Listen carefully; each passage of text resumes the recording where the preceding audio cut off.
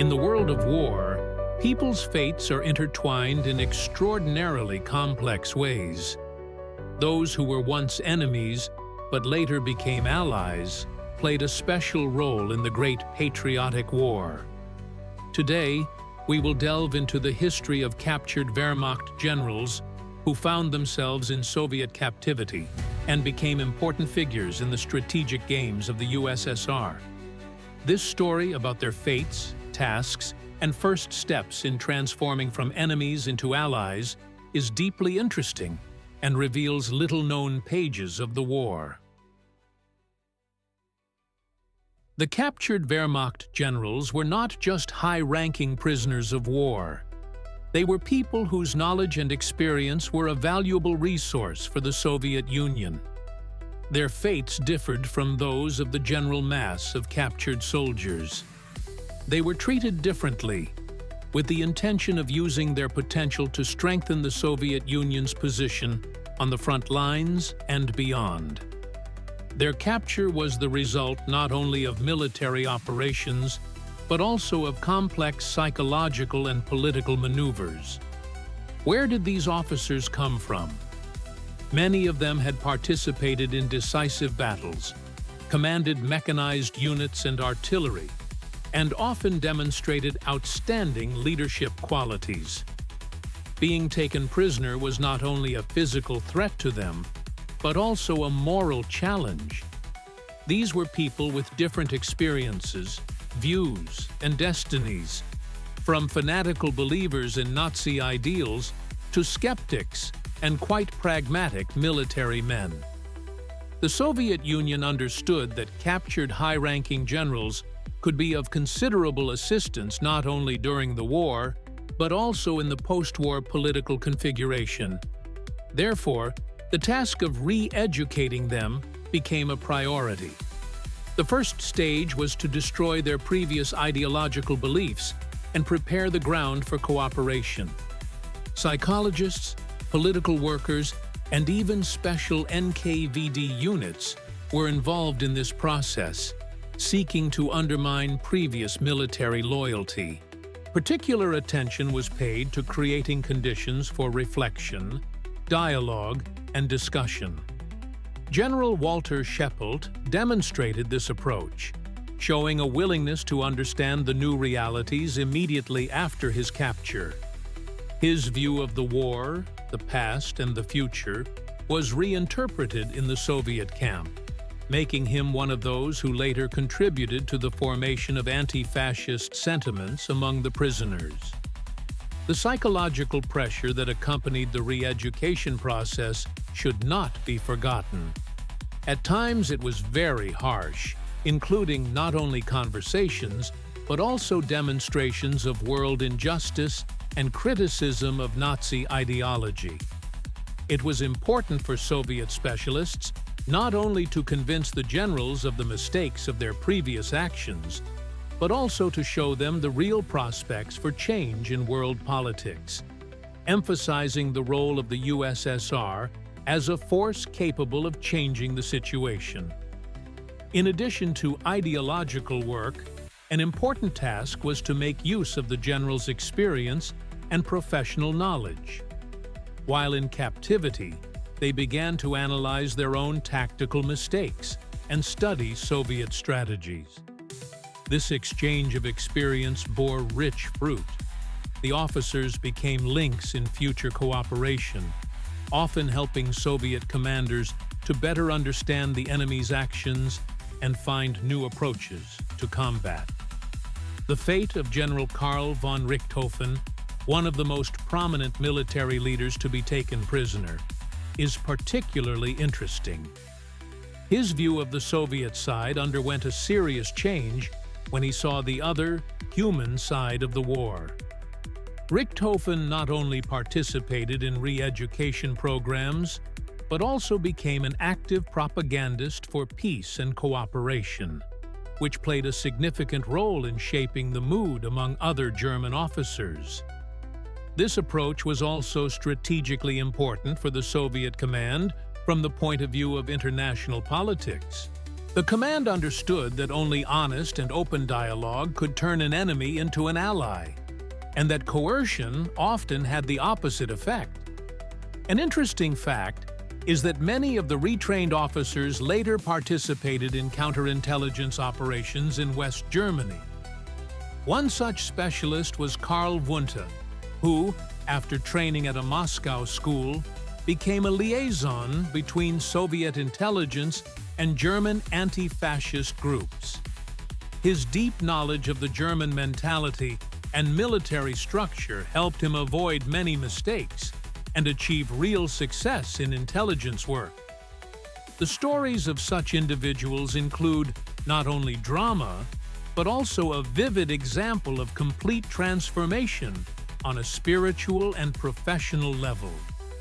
An important factor in the training of former officers was also team games and combat situation simulations.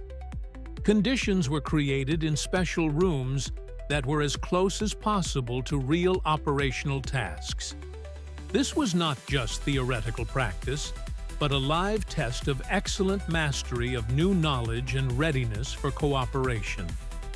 These games often became a test of character, loyalty, and ability to work in a new system. The results of such training consistently confirmed the effectiveness of the chosen course. It should be emphasized that special attention was paid to security. It was critically important for the Soviet leadership to prevent information leaks, so all information was strictly controlled. Cadets signed special agreements, and control over their every move was tightened. At the same time, participants in the program developed a sense of pride in being part of a unique project of strategic importance to the country. This psychological reinforcement of trust played a role in creating a strong team of people with common goals and values. In summary, it can be said that the system of special camps and training centers became an important element of the Soviet post-war strategy. Through well-thought-out and multi-stage training, it was possible not only to rehabilitate high-ranking enemy military leaders, but also to use their potential to strengthen the influence of the USSR in Europe. Combined with ideological work and psychological support, these measures allowed the Soviet Union to obtain a unique cadre capable of performing the most complex tasks in the post-war world. It is these processes that will continue to be highlighted in the next part of our story. At the beginning of the war, many Wehrmacht generals were taken prisoner by the Soviet Union. Among them were not only military men, but also experienced strategists who understood the catastrophic situation their countries were in. The Soviet leadership quickly noticed the potential of these officers, who could become key figures in the fight against fascism from within.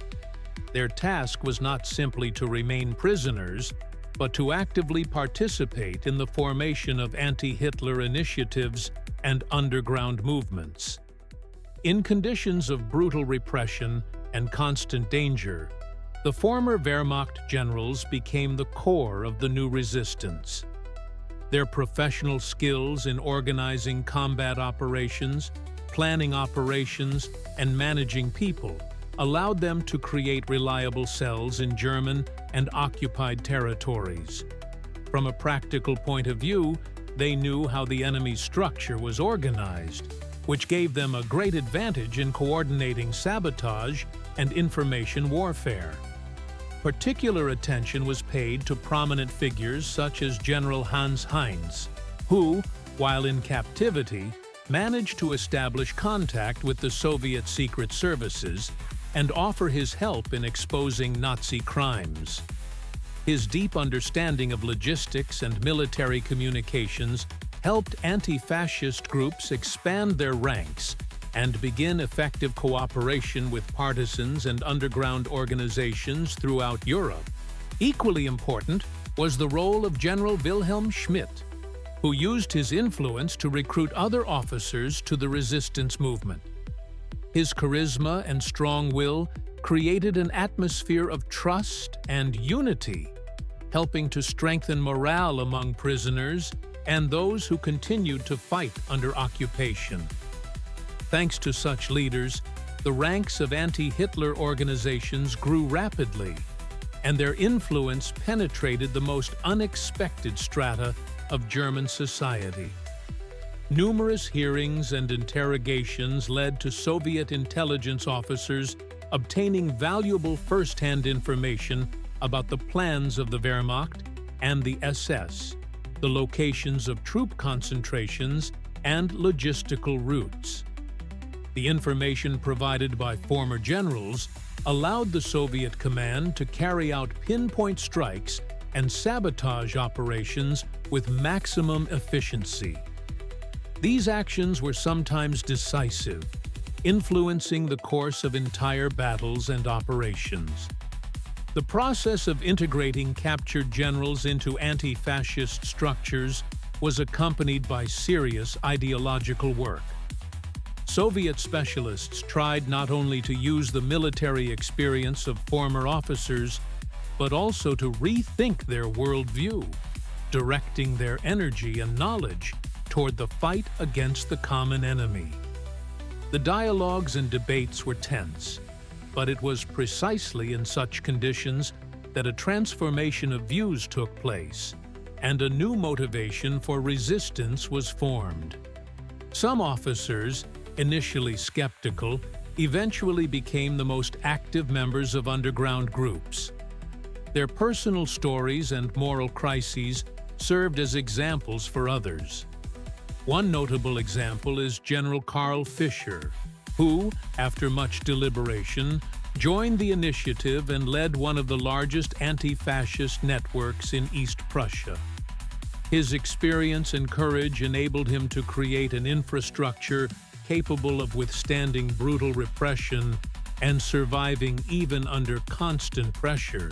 In addition to tactical and strategic advantages, former generals helped combat ideological oppression.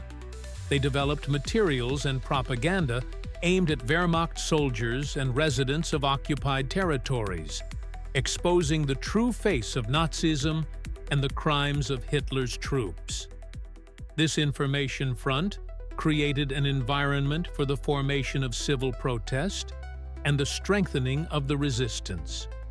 Of particular importance were the negotiations with representatives of various national anti-fascist movements in Germany, Poland, and Czechoslovakia, which were carried out with the participation of captured generals.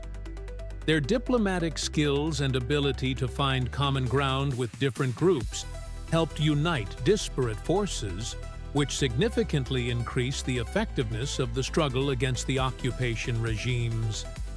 These efforts laid the foundation for international cooperation within the anti-Hitler coalition. The resistance organized by former generals often faced incredible difficulties: betrayal, aggression from the Nazis, and a lack of weapons and means of communication. Nevertheless, their steadfastness and ability to mobilize people inspired millions, proving that even captivity can be turned into a weapon against tyranny. These stories became true symbols of courage and suffering, highlighting the importance of internal struggle. The process of transforming captured officers into true allies of the Soviet Union was not easy. It was a mixture of political interests, personal ambitions, and a sincere belief in a just cause.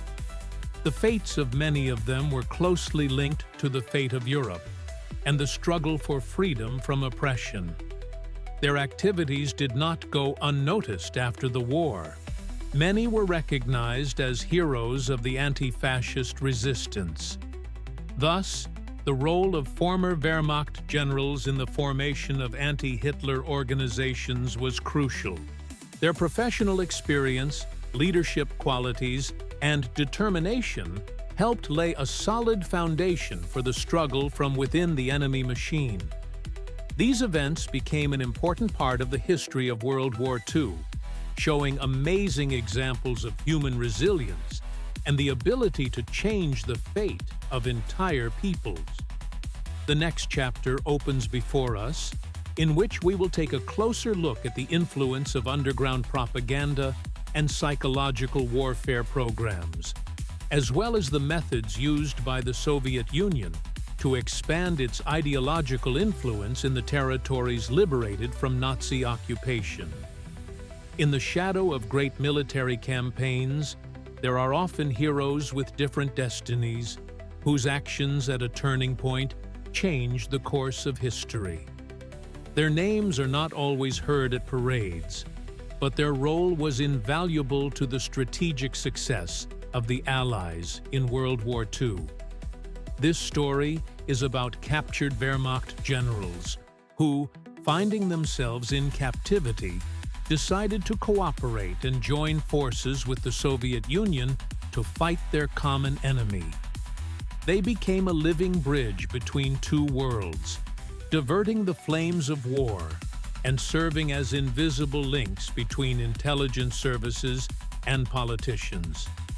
The participation of these officers in negotiations, which took place not only at diplomatic tables, but also in secluded places, where the fates of thousands of soldiers and entire fronts were decided, was of particular importance. The turned generals possessed not only military expertise, but also the gift of persuasion. Their knowledge of the morale, weaknesses, and strengths of the enemy allowed them to build a dialogue that sometimes seemed impossible. Their assistance in gathering valuable intelligence gave the Soviet Union access to the enemy's most secret plans, helping it to anticipate the course of operations and develop its own tactics. Most importantly, the cooperation was based on deep mutual benefit and strategic calculation. The Soviet special services not only used the information, but also sought to preserve those who could be the key to success in future battles. Officers prone to treason understood that continuing to fight on the side of the Wehrmacht had become disadvantageous, and many of them saw rapprochement with the USSR as a chance for a new life and to correct the mistakes of the past. This subtle shift in attitude fueled trust, which led to real action, changing not only the course of the war, but also the very psyche of those involved. The process of cultural and ideological adaptation was no less interesting. Through conversations and time spent with Soviet officers, some captured generals managed to understand the ideals and goals of the Union. This change of worldview in the harsh reality of war was difficult and painful, but in the end, sometimes led to sincere conviction. It was these internal changes that played a key role in turning former enemies into reliable allies, ready not only to pass on information, but also to actively participate in the preparation of operations aimed at victory. A particularly striking example was General Wilhelm Schmidt, who, after being captured in 1942, agreed to cooperate thanks to the complex logic of diplomacy and his personal convictions. His experience and deep understanding of German strategy enabled him to warn the Soviet command of impending attacks on key sections of the front. Together with him, a number of other officers, such as Hans Klaus and Ernst Becker, began to slowly but surely move the cooperation process forward, not only providing information, but also helping to establish channels of communication and trust between the sides. Their names may be easily forgotten today, but their contribution was invaluable in that cold and unpredictable era. Soviet diplomats and intelligence officers understood that cunning and patience were the main tools in this difficult business. Negotiations often dragged on for weeks and months, involving countless interrogations, checks, and psychological games. It was important not just to get intelligence, but also to create an atmosphere in which Wehrmacht officers saw themselves not as prisoners, but as partners. Various methods were used to achieve this, from book exchanges and cultural events to demonstrations of the Red Army's real successes, which instilled confidence in the inevitability of victory for the Soviet Union and its allies. This was one of the few fronts where words and convictions proved to be weapons no less effective than rifles and artillery. In addition to their strategic importance, the significance of the defected generals lay in the fact that they helped to break down the mechanisms of propaganda and ideological deception used by the Wehrmacht. By passing on truthful information about the state of the German army, they destroyed myths about the invincibility of the enemy, strengthening the morale of Soviet soldiers and partisans. From time to time, these same people participated in organizing internal resistance groups within the enemy ranks, helping to undermine plans at their inception and creating unexpected difficulties for the command. Thanks to this, the Soviet Union improved its position in various military operations, gaining time and resources. However, there was another aspect that was morally complex. Many of the defected generals went through painful internal crises, realizing that they were betraying their former comrades and their country. Their personal dramas and emotional entanglements played a role in constructing a complex picture of the historical context, where the lines between enemy and ally were sometimes blurred. This was not just a military move, but a deep psychological process that went hand in hand with real battles.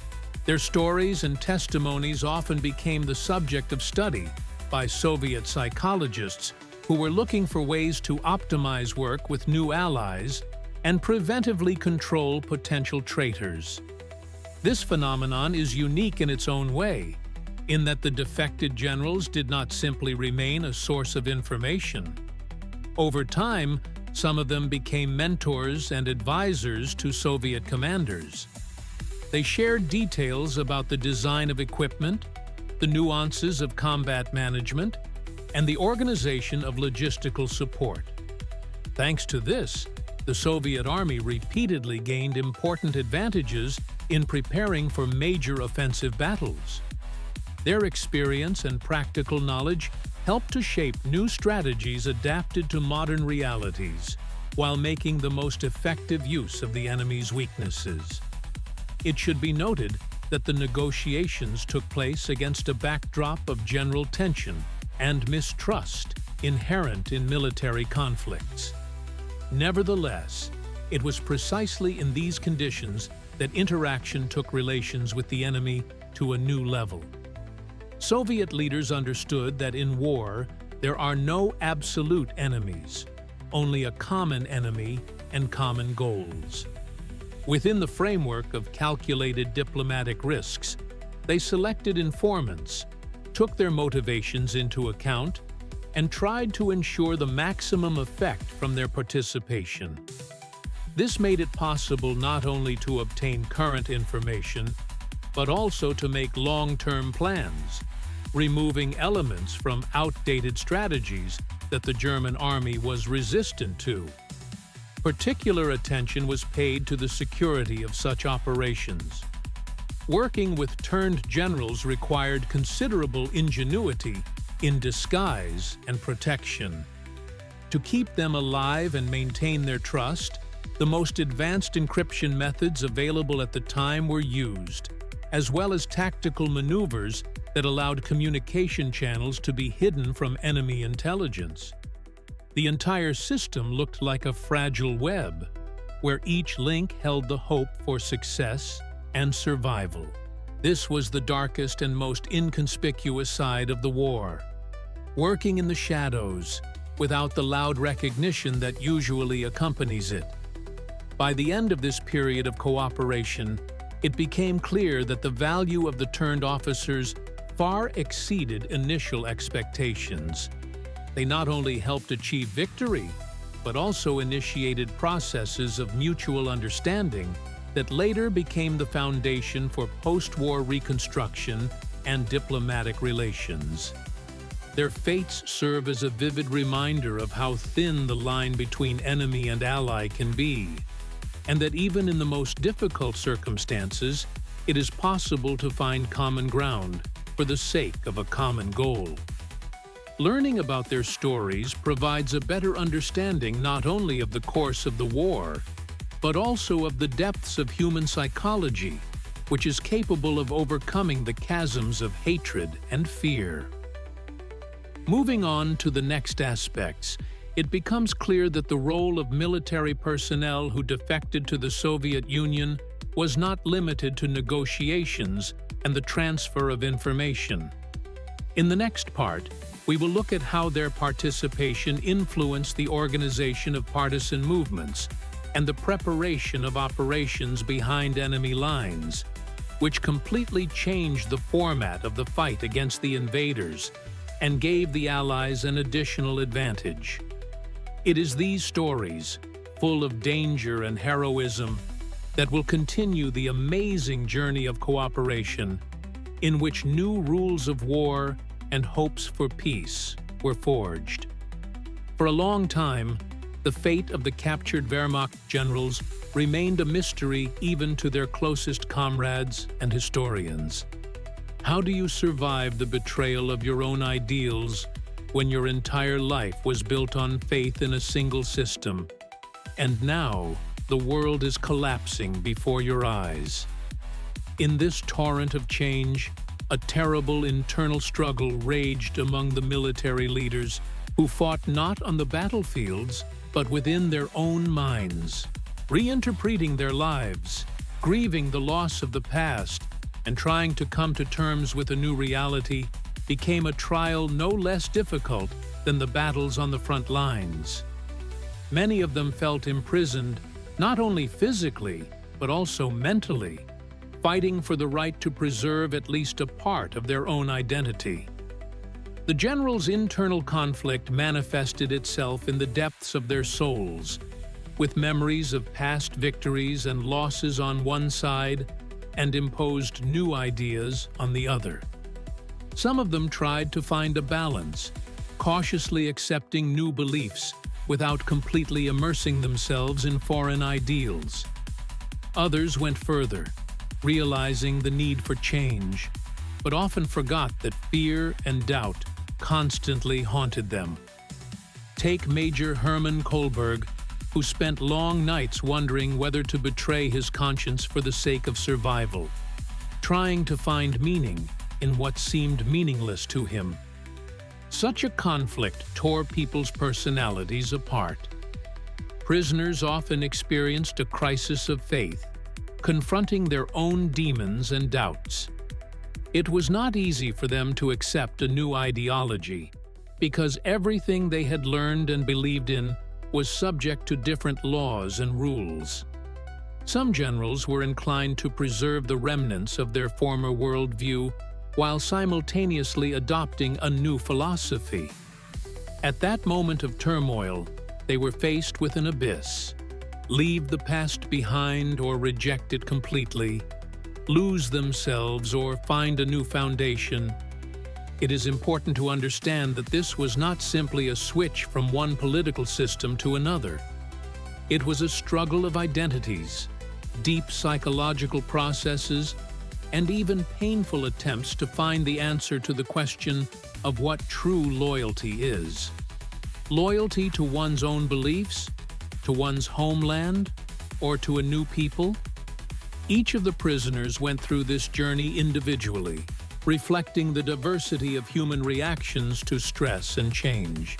The transformation of enemies into allies demonstrated the moral superiority of the USSR and served as proof that Soviet ideology was capable of inspiring and uniting people.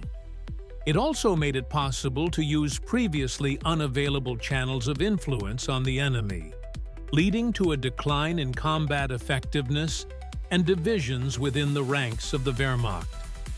In this context, a special tool was created called the Committee of Germans in the East, where former generals and officers could interact with the Soviet authorities.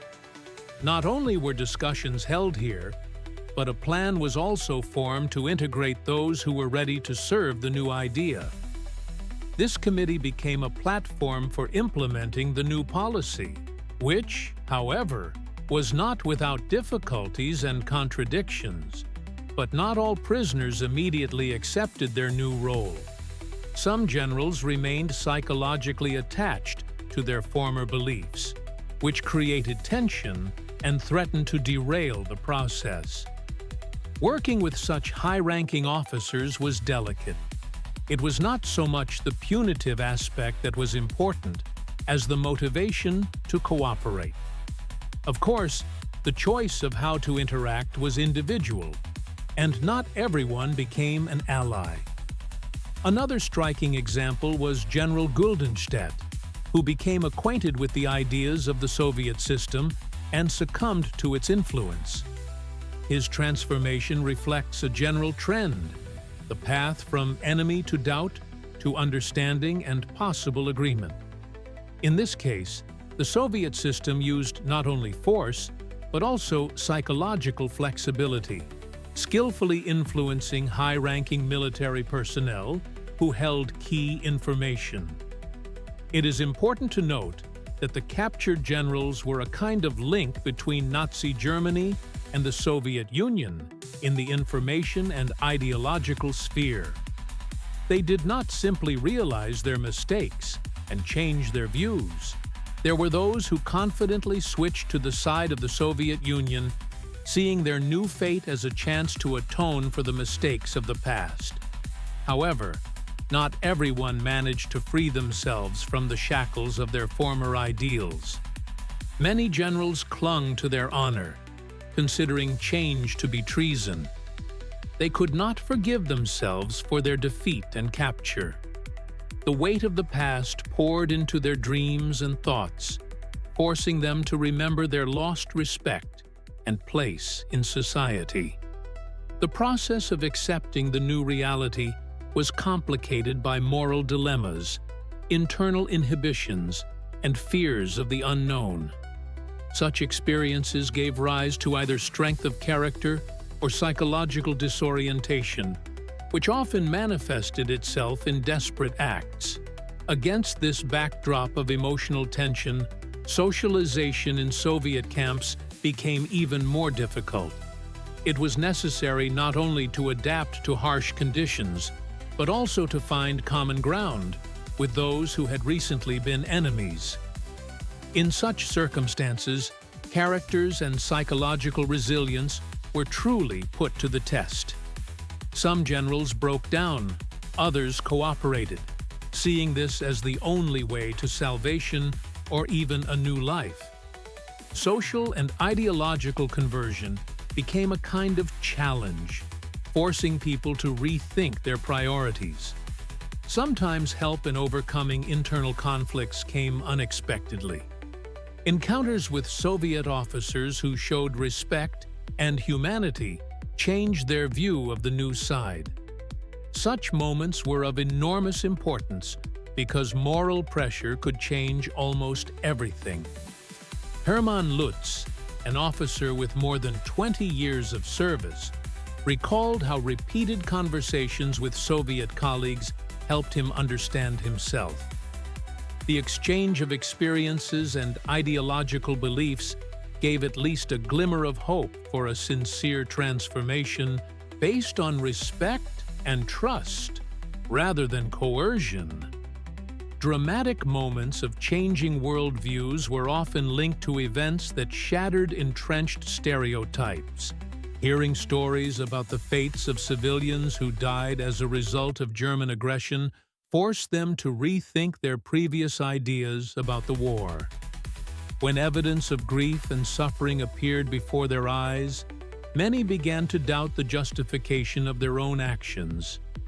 The inner voice of conscience intensified the struggle, forcing people to re-examine their previous convictions and rethink the meaning of personal responsibility.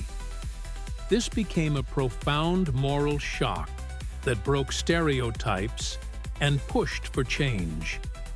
Despite the complexity and ambiguity of the situation, it should not be forgotten that this transformation was accompanied by sharp clashes with external circumstances. The Soviet authorities closely monitored the mood among prisoners, trying to steer the process of persuasion.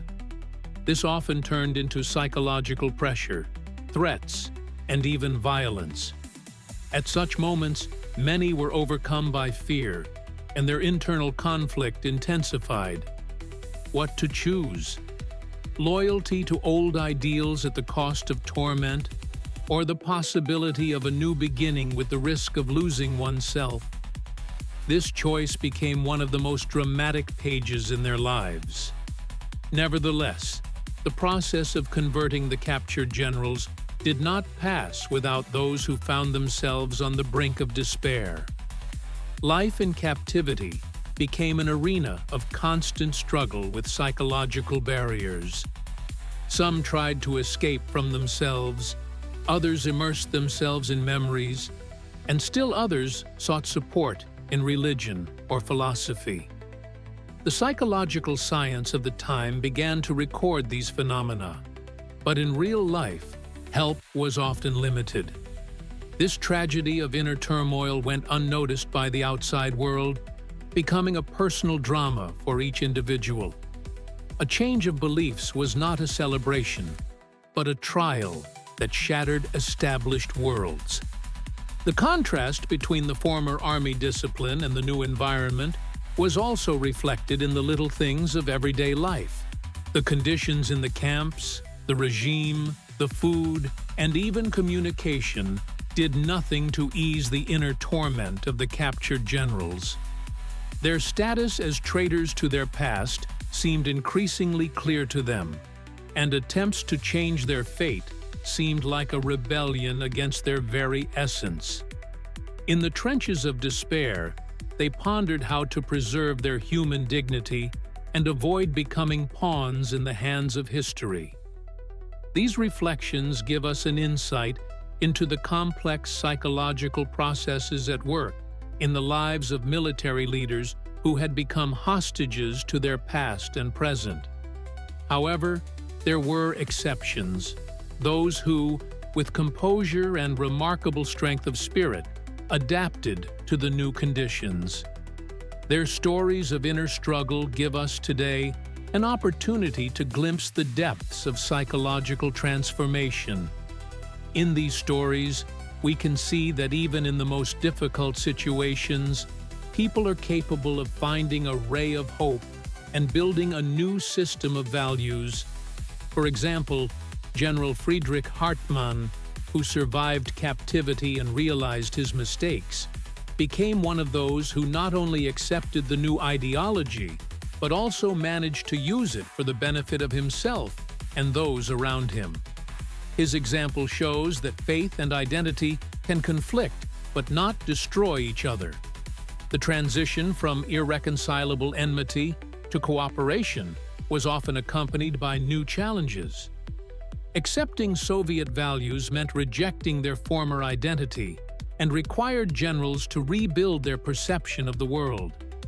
For many, it was akin to a spiritual rebirth, which was painful but opened up new horizons.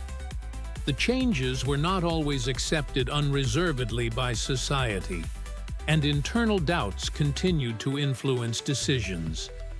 Against this backdrop, the drama of internal conflicts became particularly vivid, reflecting the complex nature of the human psyche in times of radical historical change. Ultimately, the prisoners faced a fateful question: to live with the burden of the past or to find the strength to move forward. This dilemma was not just a personal choice, but reflected the global changes of the era. The analysis of the generals' internal conflict revealed the true drama of the human soul in extreme conditions. Despair, hope, fear, and faith were woven into a single thread of fate, creating a complex and unique psychological portrait. It is this approach that allows us to see not only the historical facts, but also the deep human dimension of the era in which they found themselves. Thus, the experiences of the captured generals represent a complex mixture of pain, hope, doubt, and transformation. Immersion in their inner world opens up hitherto little-studied pages of history, where the personal collides with the public and faith with reality. These destinies tell of the struggle for identity, self-awareness, and the restructuring of worldviews under new conditions. Their drama and humanity continue to arouse deep interest among researchers and viewers, teaching us lessons that are still relevant today and reminding us of the complexity of choice and the power of the human spirit. The next chapter will allow us to delve into specific stories, revealing the fates of individual generals and their paths to change. During one of the most dramatic periods of the Great Patriotic War, the role of captured Wehrmacht generals was far from clear-cut. Their fates, changed by forced or voluntary transfers to Soviet Special Services camps, became part of not only military strategy, but also major geopolitical games. Many of these officers, finding themselves on the other side of the front line, rethought their views and became important figures in Soviet propaganda and intelligence. This phenomenon influenced not only the course of the war, but also the formation of the post-war world. The Soviet Union did not initially consider the simple detention of prisoners as a means of achieving victory. Already in the first months of the war, special programs aimed at persuading these military leaders began to appear. Some generals, including Wilhelm Todt and Hermann Reitel, were among those who succumbed to Soviet influence. They did not simply change their allegiance. Their experience and knowledge were actively used in information and military operations. This was a clever move by the Red Army, which gave it an advantage in the intellectual war. It is worth noting the role of Nikolai Vatchin, a high-ranking Soviet officer who specialized in working with prisoners. He developed a unique method of psychological influence, thanks to which many officers changed their position. The psychological approach combined persuasion, pressure, and promises of a new life in post-war Europe. Vatchin was convinced that this method could turn enemies into allies, which would significantly increase the chances of a stable and peaceful future. His work remained in the shadows of official documents, but it had a significant impact. Some of the captured generals participated in the creation of the so-called Russian Liberation Army and other anti-fascist formations. Their activities provoked mixed reactions in both the USSR and Western countries. For example, General Andrei Vlasov became a symbol of this complex issue. His motives and actions are still controversial, but there is no denying that his participation played a significant role in some military operations. The fate of Vlasov and his comrades underscores the drama of those war years and shows how personal stories were intertwined with global processes. Defectors from the Wehrmacht were used not only as propagandists, but also in intelligence missions. Their knowledge of the German military structure allowed the Red Army to plan operations effectively and warn enemies of impending dangers. Captured generals sometimes negotiated with German or Western structures, acting as double agents. These actions became part of a broader strategy aimed at strengthening the USSR's position in the international arena and obtaining important intelligence without direct military confrontation. The effect of working with defected officers was felt not only at the political and military levels, but also in the public consciousness of many European nations. In the post-war period, their participation in the fight against fascism became the subject of numerous studies and discussions. Books, films, and documentary projects have been dedicated to these generals, sometimes touching on controversial issues. Despite the ambiguity of their actions, it cannot be denied that they changed some historical paradigms. It is important to realize that the defected Wehrmacht officers were one of the factors that accelerated the collapse of Nazi Germany. Their experience and cooperation helped the Red Army adapt more quickly to the changing situation at the front and correctly assess the enemy's intentions. This phenomenon gave the Soviet Union a certain intellectual resource that played a key role in ending the war in Europe. It showed that in conflict, it is not only weapons and numbers that play a decisive role, but also psychological stability and the strategy of persuasion. In the post-war period, the fates of these generals varied. Some of them were integrated into Soviet structures, gaining the opportunity to influence the formation of new military thinking. Others remained on the periphery of history, becoming figures for heated debate and conspiracy theories. The archives of the USSR and Germany gradually revealed new information about their activities, sparking the interest of researchers and the public. This layer of history continues to serve as material for in-depth analysis and helps to understand the complexity of human destinies against the backdrop of global upheavals. Thus, the phenomenon of captured Wehrmacht generals who became allies remains an important element of the historical memory of the Great Patriotic War. Their participation in the fight against fascism is a unique example of enemies becoming friends under the most brutal circumstances. This process not only influenced the outcome of the war, but also laid the foundation for the reconstruction of post-war Europe, helping to build new international relations.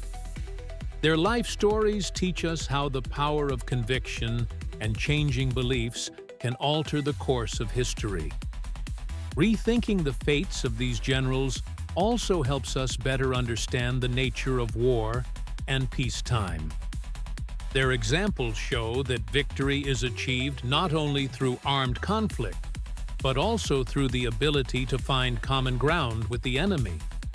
In this sense, the phenomenon of defected officers is a symbol not only of military cunning, but also of the human capacity for change, forgiveness, and cooperation. Such stories must not be forgotten, for they remind us of how complex and multifaceted the Great Patriotic War was. By continuing to study this phenomenon, historians and public figures are uncovering new aspects of the truth about the war and its consequences. In our further analysis, we will examine how the memory of these events is reflected in contemporary approaches to international relations and military diplomacy. Each new detail helps us delve deeper into human history, where the decisions of individuals influence the fate of entire nations.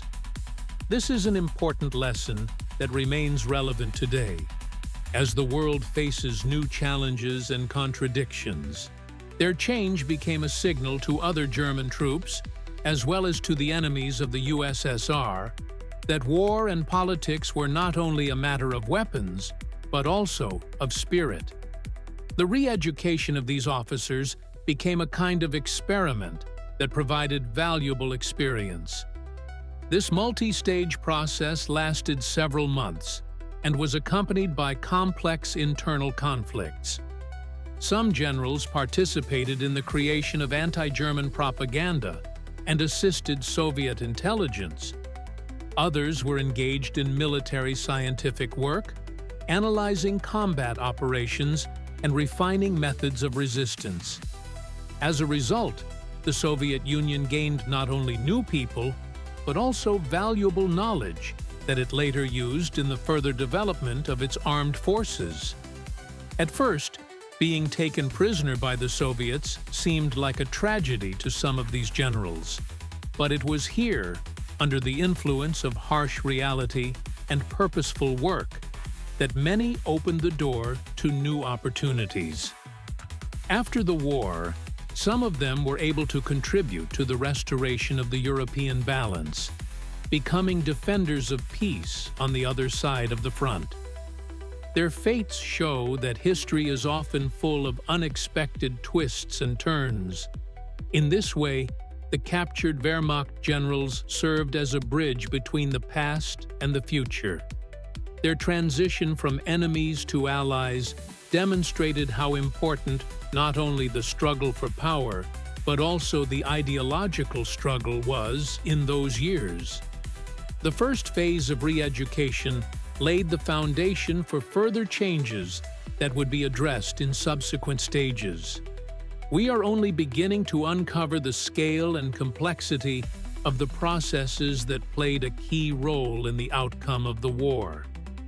Now that we have learned about the basics of these officers' fates and understand the tasks they faced in captivity, we have the opportunity to study the subsequent stages in greater depth, including specific examples of cooperation and the impact on the military-political situation. The next chapter will expand on this theme and help us see how changes in the minds of these people shaped the course of history. At the beginning of the Great Patriotic War, fate brought many high-ranking Wehrmacht officers into an unprecedented situation: captivity in the hands of the Soviet Union.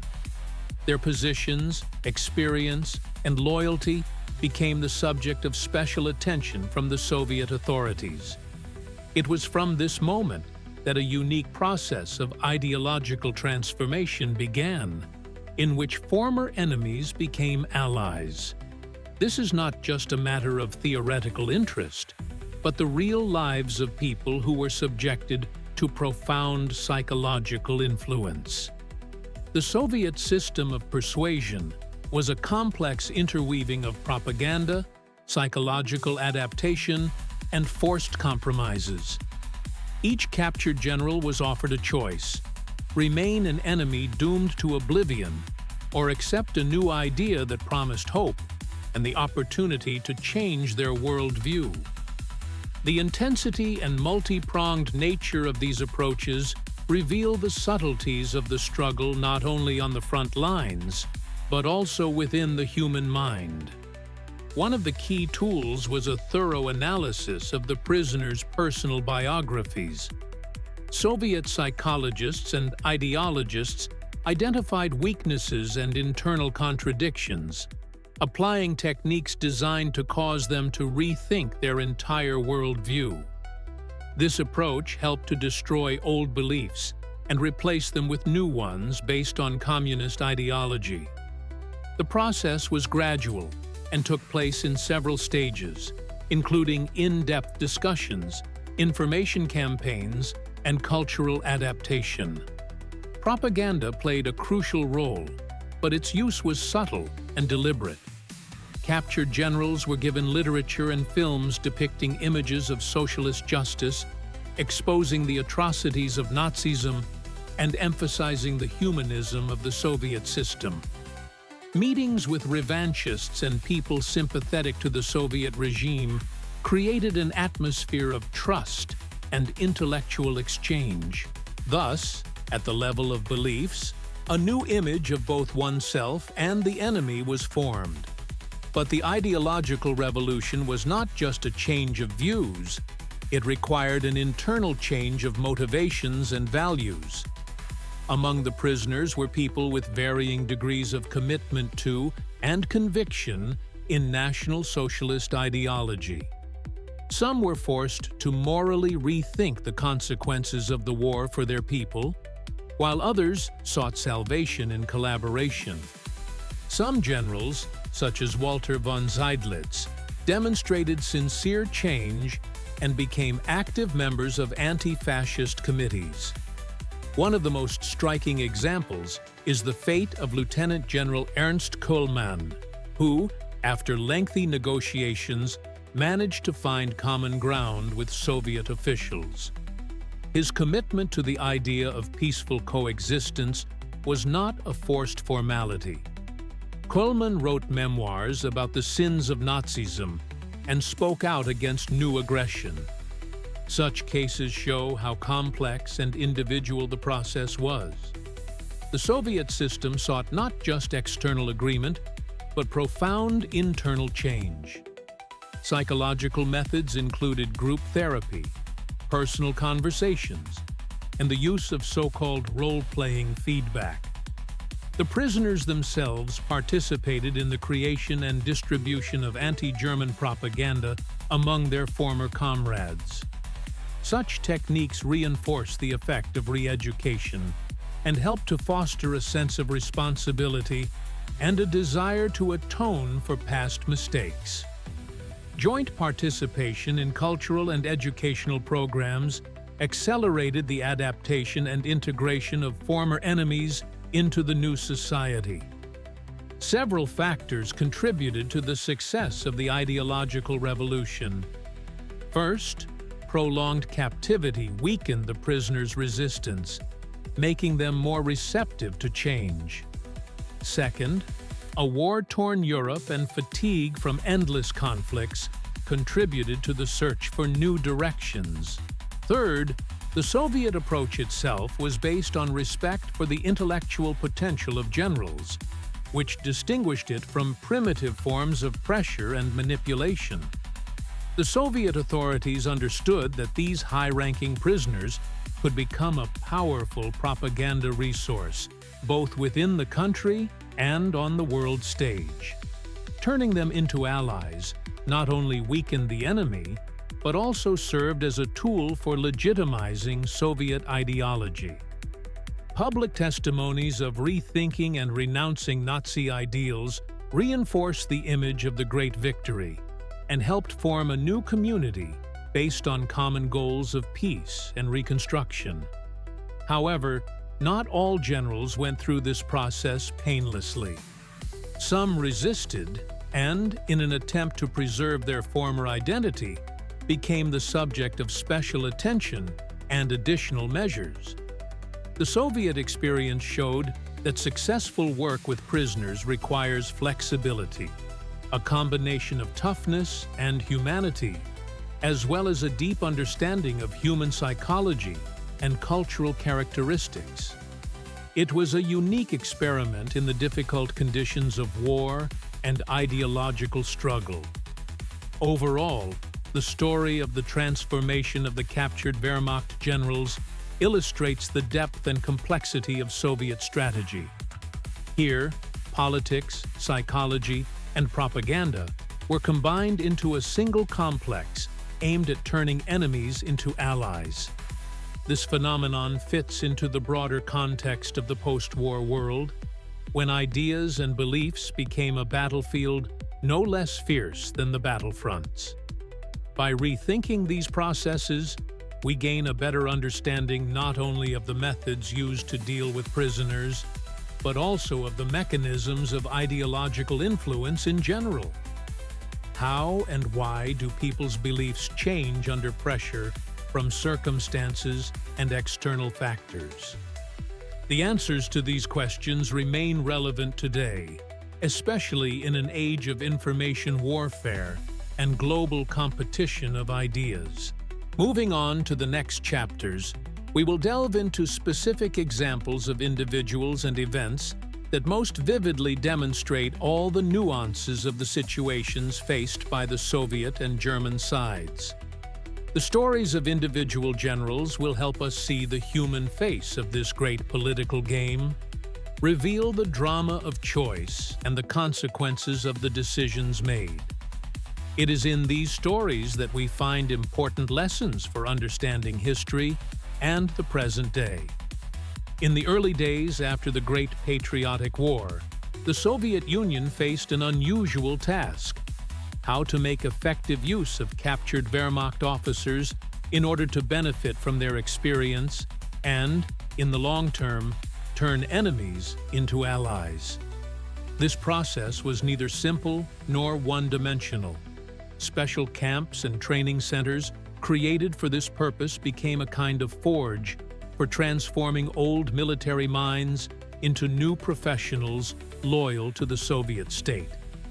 A unique system of retraining and adaptation was developed here, based on a combination of ideological work and in-depth study of new tasks. The idea behind these camps was active rehabilitation, not just the maintenance of prisoners. One of the most famous such places was a camp in the Moscow region, where high-ranking Wehrmacht officers were sent. Here, they were actively involved in the educational process, aimed at studying the history and politics of the Soviet Union, as well as mastering new military doctrines. Behind this training lay a deeper goal, not simply to change their worldview, but to reprogram their military tactics to suit Soviet strategy. The classes used unique methods that combined elements of psychological influence and disciplined work. The role of teachers in these camps was key. Many of them were veterans of Soviet intelligence with extensive experience working with enemy prisoners. Among them was Nikolai Potapov, an experienced counterintelligence officer who knew how to find an approach to even the most secretive and stubborn individuals. Potapov talked not only about the political system, but also about the importance of understanding the interests and weaknesses of former enemies for further successful cooperation. His approach was distinguished not only by professionalism, but also by human warmth, which often became a decisive factor in changing the mood of a captive officer. The adaptation process included numerous stages. First, there was a check and pedagogical diagnosis to determine what material and how much of it should be presented to each participant. This was followed by targeted training in the new ideology, with a detailed analysis of Soviet history, emphasizing the mistakes of Nazi Germany. The cadets studied guerrilla warfare tactics, enemy psychology, and the latest developments in military science, which made them valuable assets for Soviet intelligence and the armed forces. An important element was the work to foster a sense of responsibility for the past and for present decisions. Interestingly, the personal stories of some officers contributed to the success of the retraining program. For example, Major Helmut Braun, a man with a rich combat history, was initially skeptical about the program, but after several months of classes, he radically changed his view of his role. According to his students, Braun spoke openly about how understanding Soviet ideology helped him not only to restructure his thinking, but also to rethink his own destiny. He later became one of the mentors within the camp, passing on his experience to new cadets. Such examples inspired even the most staunch opponents. Psychological training, which was conducted alongside theoretical classes, also played an important role. Specialists from the NKVD and later the KGB developed methods for relieving stress and overcoming internal resistance.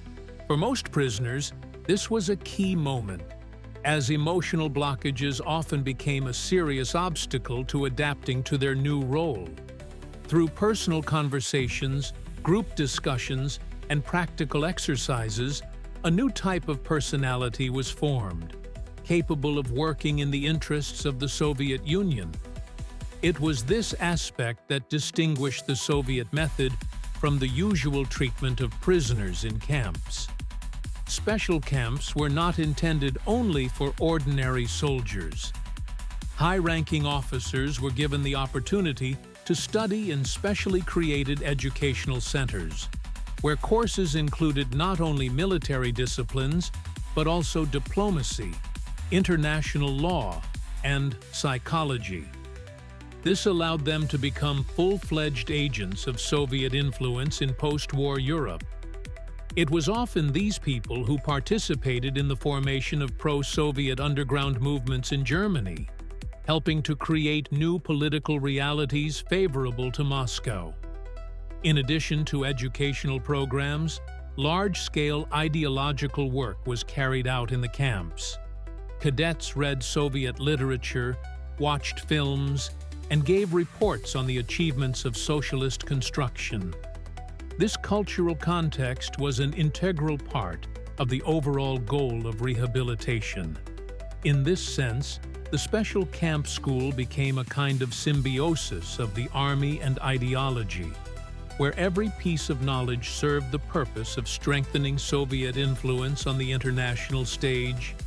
Today, many researchers believe that this approach was one of the most effective methods of working with prisoners of war in history. Nevertheless, not everything went smoothly in these camps. Several cases of open sabotage and escape attempts show that there were still many doubters and those who did not want change among the officers. To combat this resistance, special psychological measures were used, which, despite their severity, were always based on respect for the individual.